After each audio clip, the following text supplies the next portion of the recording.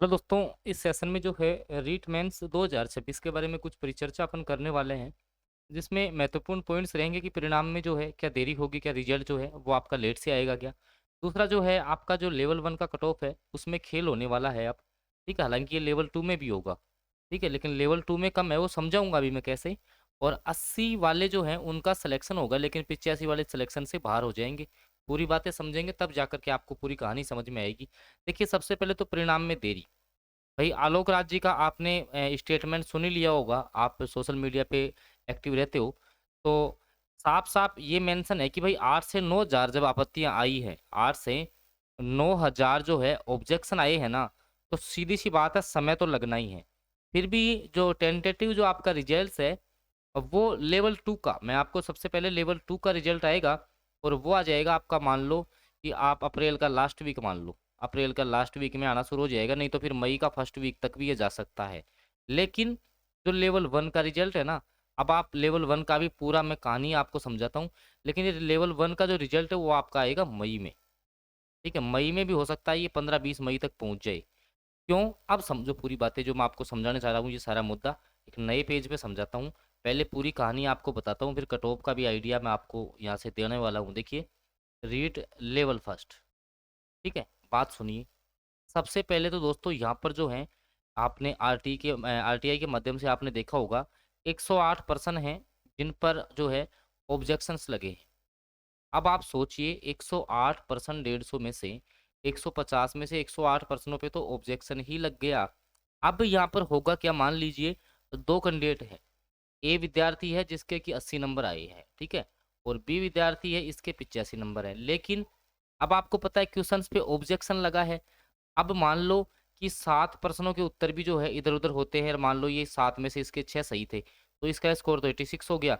और उन्हीं प्रश्नों में से ये इसने सही मान रखे थे 85 वाले ने, उसके 3 कम हो गए, तो इसका कितना हो गया 82। तो देखो 80 वाला जॉब ले लिया, 85 वाला रह गया। तो यही खेला होना है, मतलब सीधी सी बात है, मैं बिल्कुल ऑथेंटिक बात ही आपको बता रहा हूँ, आप देख लेना।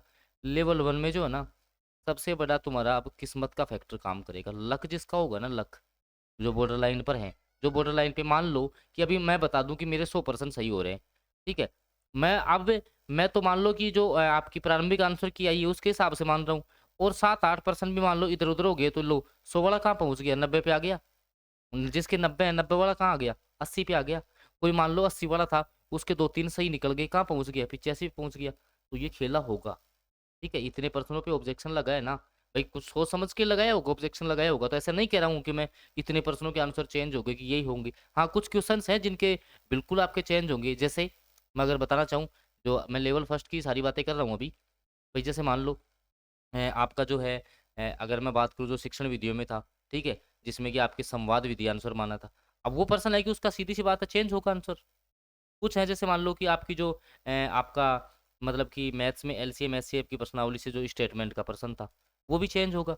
भक्ति काल वाला था, वो चेंज होना है। तो काफ़ी पर्सन तो हैं जो चेंज होंगे, और भी हैं, लेकिन काफ़ी है, हो सकता है नहीं भी हों वो चेंज। ठीक है, जो आपके कथन कारण वाले पर्सन थे। तो सीधी-सीधी बात ये है भैया कि अब कोई 90 वाला ये कैसे कह सकता है कि आपके 90 सही है? भाई अभी तो हो सकता है आपने 10% सही माने हैं क्या? अब आपने 108 प्रश्नों पे तो ऑब्जेक्शन ही लग गया, तो क्या पता क्या होगा, क्या नहीं होगा। खैर सारे तो नहीं होंगे, हम भी मानते हैं। लेकिन अब मैं थोड़ा-सा एक आइडिया आपको दे देता हूँ कि लेवल 1 का जो ऑन एन एवरेज जो आपका कट ऑफ है, ठीक है? बिल्कुल ज़्यादा नहीं रहेगा, ये भी पक्का है कि अब आपका कट ऑफ जो है, वो ज़्यादा नहीं जाएगा। ठीक है, लेकिन जैसे अंक भार के आधार पे मैं आपको पर्सनों की संख्या बता रहा हूँ कि यूआर जो कैटेगरी है ना, यूआर कैटेगरी, देख लेना आप लोग, 95 के आस-पास जिसके भी सही हो रहे हैं ना, 95 के आस-पास, वो डेफ़िनेटली जो है ना, आपका इस भर्ती में सेलेक्ट हो जाएगा, डेफ़िनेटली। हो सकता है कि वो 93 तक भी जा सकती है, हो सकता है 96 चली जाए, ज़्यादा नहीं जाएगी लेकिन।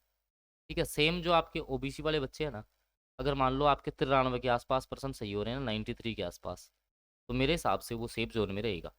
महिलाओं में इस बार जो है, महिलाओं की जो कट ऑफ होगी ना, उसमें जो है वो ज़्यादा फ़र्क नहीं आना है। ठीक है, ज़्यादा फ़र्क नहीं पड़ेगा।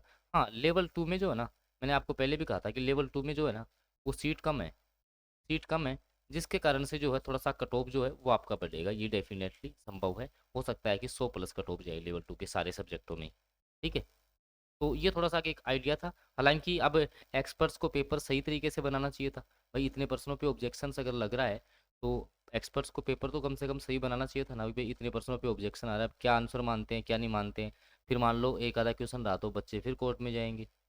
तो ये मतलब मामला पूरा पूरा जो है ना कहीं देख लेना, इस भर्ती में अच्छे अच्छे बच्चों का लक भी काम करेगा, मैं तो सीधा ये कहना चाहता हूँ। ठीक है, तो अगर सेशन अच्छा लगा हो तो वीडियो को लाइक कर देना, चैनल पे नए हो तो सब्सक्राइब करके जुड़ जाना। अगर राजस्थान की किसी भी भर्ती के एग्जाम की आप तैयारी कर रहे हो तो आगे भी और अच्छी अच्छी इन्फॉर्मेशन आपको मिलती रहेंगी। धन्यवाद।